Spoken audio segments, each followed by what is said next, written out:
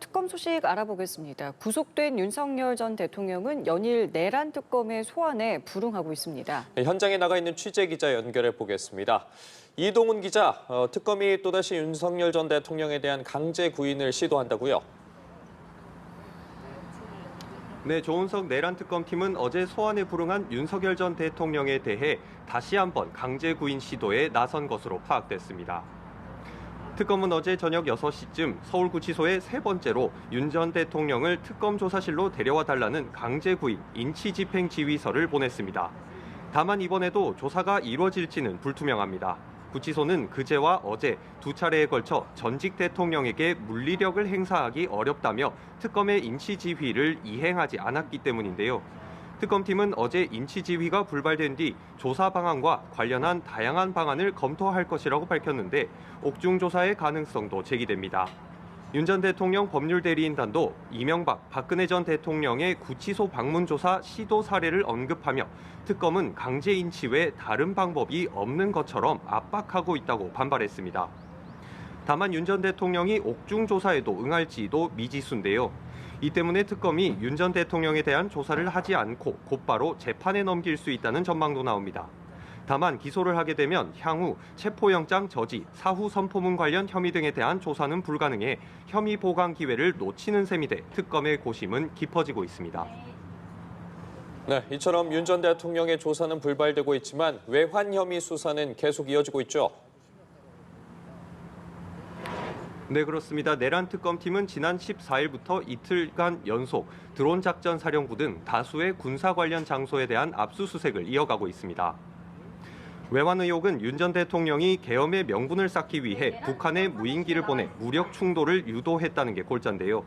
특검은 압수수색 영장에 윤 전 대통령을 비롯해 김용현 전 국방부 장관, 김용대 드론 사령관 등을 일반 이적죄와 직권남용죄 피의자라고 적시했습니다. 특검팀은 이들이 윤 전 대통령이 국방부와 합참을 배제하고 드론사에 직접 무인기 투입 준비를 지시하는 등 무리한 작전을 감행해 우리나라 군사상 이익을 해쳤다고 보고 있습니다. 다만 윤 전 대통령 측은 무인기를 보내는 것까지 대통령에게 보고하지 않는다, 보고받지 못했다며 혐의를 전면 부인했습니다. 김 사령관 측은 평양으로 무인기를 보낸 작전이 있었던 것은 사실이라면서도 지시는 합참으로부터 적법하게 내려온 것이라고 주장했습니다. 특검은 압수물 분석을 통해 작전 지휘 체계의 위법성을 들여다보는 한편 내일 김 사령관을 불러 조사할 계획입니다.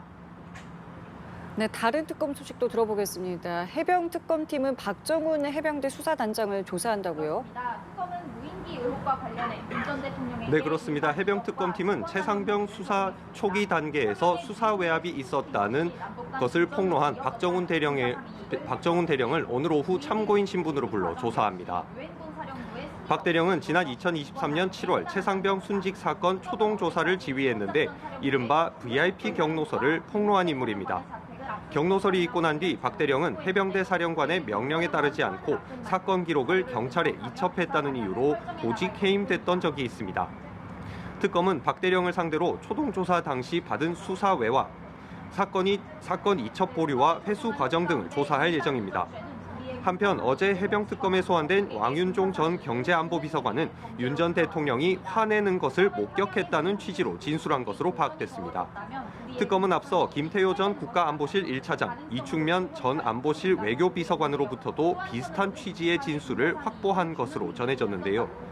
이로써 당시 회의 참석자 가운데 윤 전 대통령의 경로서를 인정한 인사가 3명으로 늘었습니다. 특검팀은 오늘 오후 2시 강의구 전 대통령 비서실 부속실장을 참고인 신분으로 불러 순직 사건 보고 이후 윤 전 대통령의 개입 여부도 조사할 예정입니다. 지금까지 서울 고검에서 전해드렸습니다.